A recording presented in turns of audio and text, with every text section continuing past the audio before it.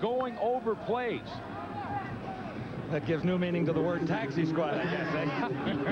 Yeah. Get in the back of the cab. I wonder who paid. I'm not sure who picked up the tab, but that's learning under the gun. Another nice run by Eric Blunt. He breaks this one. Could go all the way. He does. Touchdown.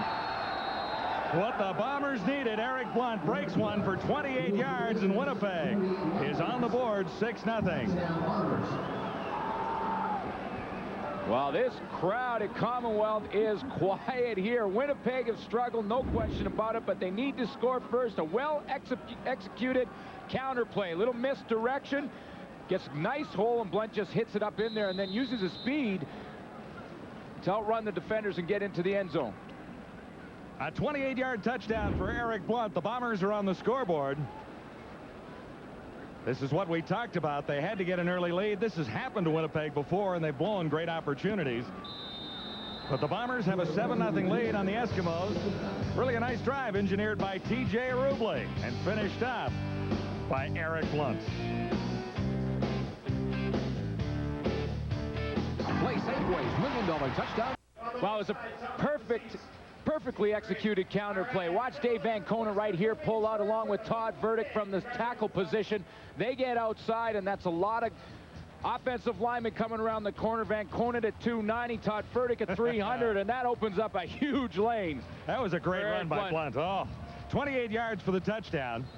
A 45-yard drive, or a 59-yard drive, and Blunt was responsible for most of the yardage there. Westwood to kick it off. Henry Williams calls for it. Back at the 10-yard line, and here goes the Giz. Out across the 35 to the 37. Sutherland made the tackle. The scoring drive is brought to you by Chrysler Canada. We're not just building cars and trucks. We're building Canada. And when you have an offense that has struggled as much as the Winnipeg offense has, any scoring drive is a good scoring drive. It doesn't matter if it's 5 or 15 plays. They'll take it. That's the start they wanted. T.J. Rubley, though, looked very calm and efficient in engineering that first touchdown of the ball game. So the Bombers get the start they needed. The Eskimos try and respond with Jimmy Kemp at the controls. Kemp to the near side has Don Blair. He's having a great season, wrapped up by Don Robinson. 13 is the game. Well, obviously the Edmonton Eskimos will be favored to win this football game, but I think they're going to have to do 3 things to do that. Take advantage of the blitz. You know that Winnipeg is going to be coming after them. Blair has to get up top and make some big catches. Play Eskimo defense. This defense ranks 7th in the league versus pass and run. Boy, you haven't heard that ever from this defense, and forget the last 2 weeks. Get that behind them.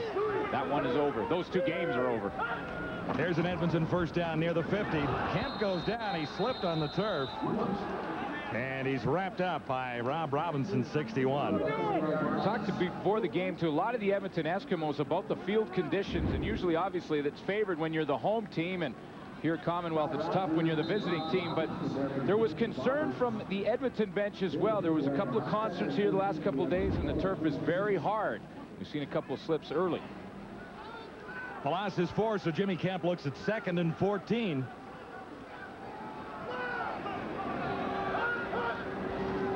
From the shotgun. Kemp near side. On target. Myron Wise makes the catch. Couldn't hang on. Well, it's interesting. Myron Wise has been moved to the inside receiver position. We're going to see a lot of Henry Williams to the outside. They like Wise because he's got great speed to the outside. This time, he's very close. You only need 1 foot, but there was 2 officials right on the spot. Had the best angle. It was the correct call. Catch made. Couldn't quite keep his feet in. So Blunt is deep.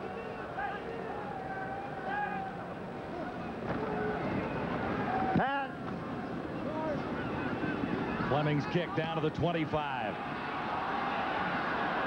Blunt has room to the far side of the field. He's got a blocker out there. Oh. And Fleming is nailed. He's still going. What a great return by Eric Blunt. He's having quite a night in his return to Commonwealth Stadium. Ken? Thank you very much. This is a story in David Archer. He hasn't thrown a ball since last weekend's game or last week's game in Hamilton because of the abdominal strain he's been kind of plagued with throughout the year. He said it's feeling really good, the best it's felt for quite some time. He's been undergoing some physiotherapy, which has really helped. Right now, he's aiming for Labor Day. That's what he hopes to be able to get back in the lineup, if not next week. Guys, back to you. Still waiting to throw his first touchdown toss of the season, or at least his first touchdown toss in Eskimo green and gold. And I asked him, when do you think you're going to be back? I mean, what's your gut feeling? He said, I will not miss the Labor Day game. I'll tell you that. Up to then, I'm not sure. A 50-yard gain by Eric Blunt sets the Bombers up in great position for first down. Well, we talked about David Gamble as a newcomer in that receiving corps, and Jeff Weinbold loves his toughness. Well, you got to play special teams, and that's pretty tough. I mean, it is a kicker, but that's a big kicker in Sean Fleming. And that's a good hit to spring his running back, Eric Blunt, to the outside. Dylan McCullough, the ball carrier, for a 5-yard gain.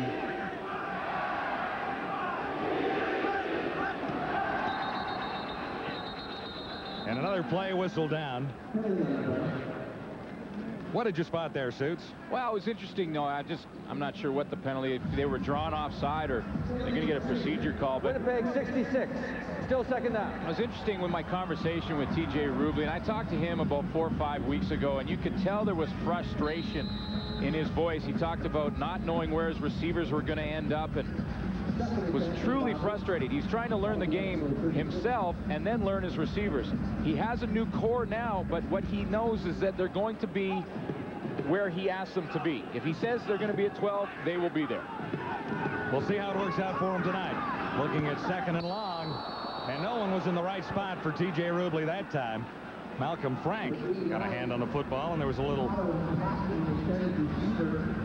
pressure there.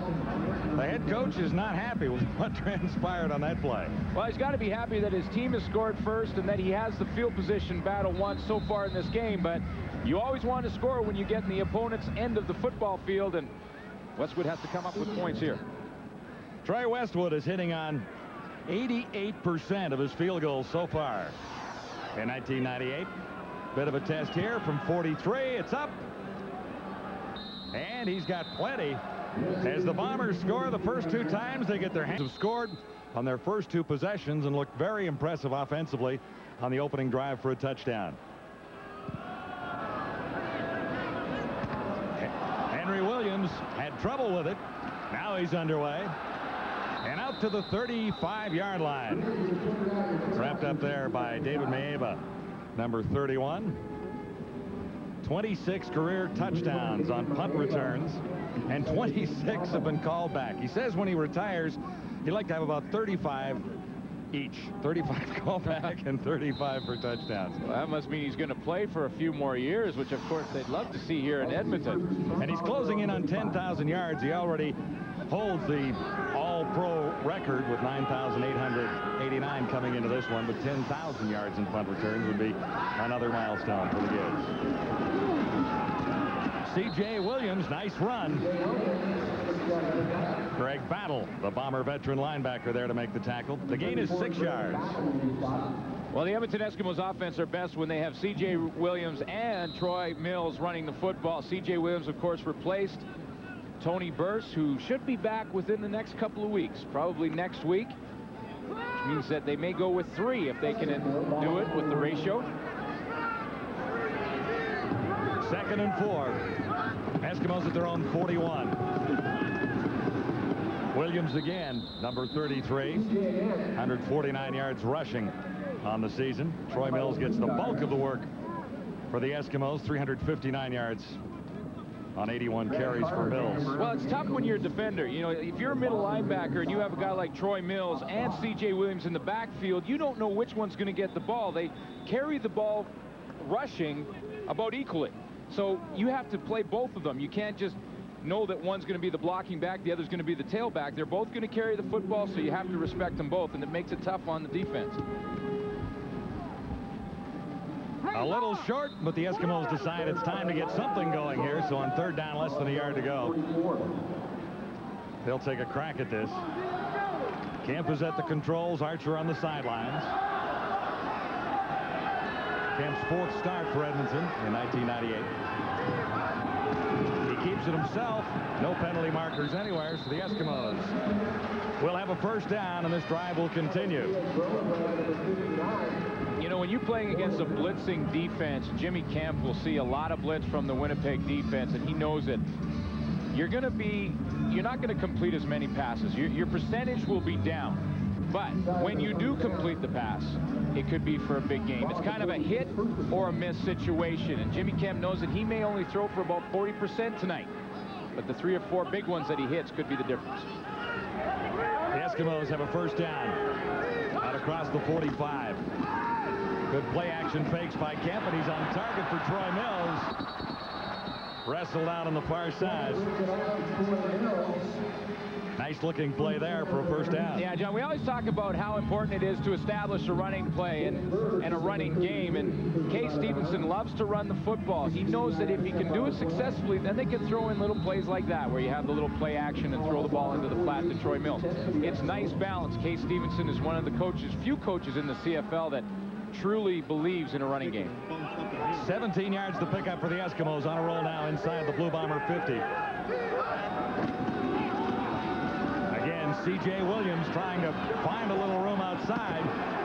And it was tough slugging over there. Got away from a couple of tacklers, but the Bombers kept coming, and Don Robinson finally wrapped him up. Don Robinson had a huge game against the BC Lions last week. I mean, he was all over the football field, had an interception which set up an early touchdown. Another interception later in the game. I mean, this guy played a tremendous football game in a losing effort for the Winnipeg Blue Bombers. Defense has been the strength of the Bombers, as everyone knows. It really is a pretty solid defense. Oh, it truly is. It ranks around 3rd in the league in most categories. They've played their heart out on that side of the football. Kemp on 2nd and 11 with time to throw, and a target at C.J. Williams. He made the catch and was wrapped up by John Kalin inside the 30-yard line. Well, it was a great play by C.J. Williams because it was a matchup that I would, going into it, give to the defense, because it was C.J. Williams on Maurice Kelly. Maurice Kelly, one of the best defensive backs in the game, runs to the inside, runs away from Kelly, and then makes a nice catch over the middle as he has to dive for it. Here he is right here. He's coming across. Watch him make the nice diving catch with Maurice Kelly, one of the best defenders in the game, right behind him. Great drive going for the Eskimos. 21 yards in the previous play. Williams again off tackle right. 4, maybe 5 yards there. Eskimos are down by 10. Well, sometimes it takes a series or two to figure out what you're seeing on defense, and Jimmy Kemp has a nice drive going here to respond to the early 10 points by the Bombers. Especially when you're at home, you need to do something to get your fans back into it. It's been awful quiet here at Commonwealth so far. It really does get like that when the visiting team has a 10-point lead.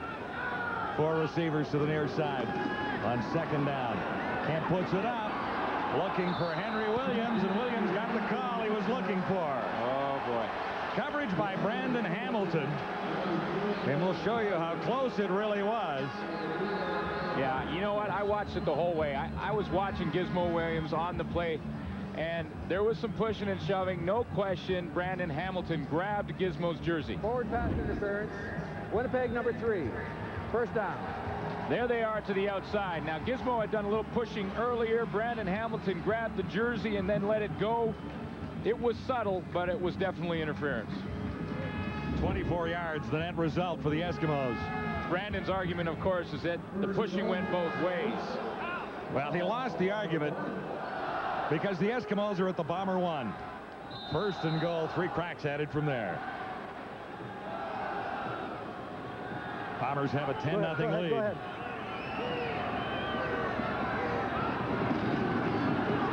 C.J. one more time. Oh. No indication down there of a touchdown for C.J. Williams. Nick Ferguson involved in the tackle, number 33, Winnipeg. Well, that's a great play by Ferguson, and I'll tell you why. He's usually a corner playing the halfback tonight, and one of the things you have to do in the halfback on the goal line is slice in there and be a factor on the running game, and Nick Ferguson did a real nice job of cutting down Williams. Actually lost a little territory because the ball is spotted just outside the 1-yard line now, between the 1 and the 2. So still 2 tries added from there to try and slice into this Blue Bomber lead. And Jimmy Kemp wants to, well, talk this over with Kay Stevenson. Little doubt about that as he heads to the sidelines. Well, it becomes 1.5 yards now, which is tougher to run the football, and Jimmy Kemp wants to go over there and just discuss it with probably David Archer and Kay Stevenson and make sure they have the right play called for the situation. I mean, you get down this close, you got to come away with the touchdown.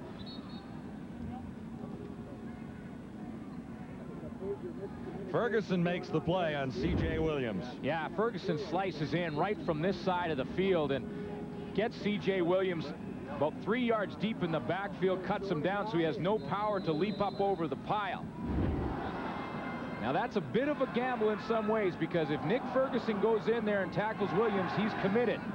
If Jimmy Kemp happened to pull that ball out of there and run to the outside, he may have had some room. This is the 10th play of a 74-yard drive for the Eskimos. 2nd and goal to go from the 1.5. Kemp on target, touchdown. Myron Wise.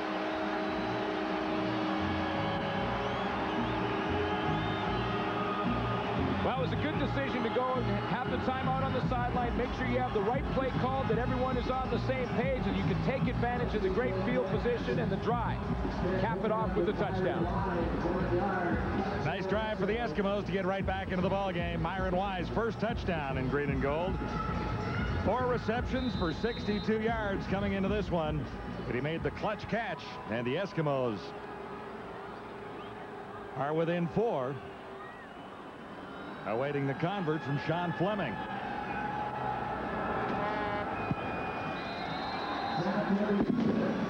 Just a field goal separating these two teams at Commonwealth Stadium. Pretty play for the touchdown. Play action fake Kemp. He's on target in the end zone. Here's Myron Wise now, and here is Maurice Kelly. He's in charge of covering him. Little play action fake to Troy Mills. Maurice Kelly doesn't get out there in time. Myron Wise breaks open by about 5 yards.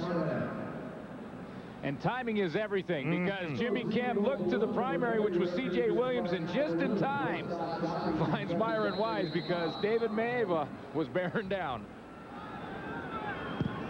So Kemp takes the hit. Eskimos kick it away. Eric Blunt had a great return the last time he had his hands on the ball. This one not bad either. Blunt in his first game back against his old Eskimo team, having quite a night. The scoring drive is brought to you by Chrysler Canada. We're not just building cars and trucks, we're building Canada. Nice, efficient drive engineered here by Jimmy Kemp. And double figures for plays. You get 10 plays, and of course aided by the Brandon Hamilton interference call. That was the 24-yard Bomber penalty. Myron Wise has the touchdown, and the Bombers try and respond. Winnipeg scored on its first 2 possessions at Commonwealth tonight.